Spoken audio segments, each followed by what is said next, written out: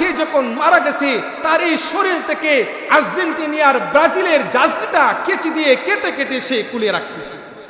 ও যুবক, আজকে তুমি আর্জেন্টিনিয়ার ব্রাজিলকে মহব্বত করে ভালোবেসে তুমি দুনিয়ার জমিন থেকে বিদায় নিলা।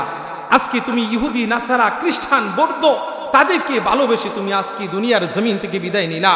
আজকে তুমি লক্ষ্য করে দেখো, তাকায় দেখো, যেই আর্জেন্টিনিয়ার, যেই ব্রাজিল মুসলমান ভাই বোনদের রক্ত নিয়ে হোলি খেলে, মুসলমানদেরকে হত্যা করে, আপনার আমার মা বোনদেরকে ইজ্জত নষ্ট করে, তাদেরকে তুমি যুবক সমর্থন করলা, তাদেরকে তুমি ভালোবাসলা, তাদের জাজরি তোমার শরীরে লাগায় রাখলা, তাদের পতাকা তোমার বাড়ির মধ্যে টানায় রাখলা, তাদেরকে ভালোবেসে তুমি একজন আরেকজন মুসলমানের সাথে তুমি ঝগড়া করো, তাদেরকে ভালোবেসে তুমি একজন আরেকজনকে তুমি হত্যা করে ফেলো, তাদেরকে ভালোবেসে তুমি তোমার বাবা মার সঙ্গে খারাপ আচরণ করো।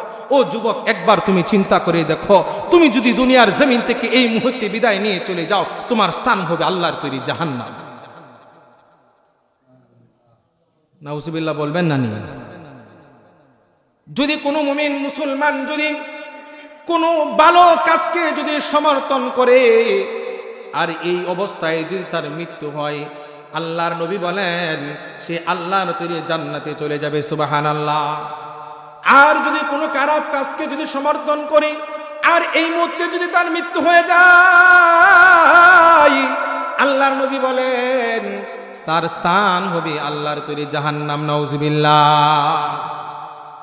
যে কেমন, যে সংক্ষেপে একটা ওয়াকিয়া বলি। হযরত ইব্রাহিম আলাইহিস সালাতু ওয়াস সালামকে যখন নমরুদে যখন আগুনের মধ্যে নিক্ষেপ করবে, তখন কুনি ব্যাঙ আছে না বাজান, কুনি ব্যাঙ আছে না, বিশেষ করে গড়ে এবং শুকনো জায়গায় থাকে, ওই কুনি ব্যাঙ সে নমরুদের আগুনের মধ্যে প্রস্রাব করে দিয়েছে। কি করে দিয়েছে?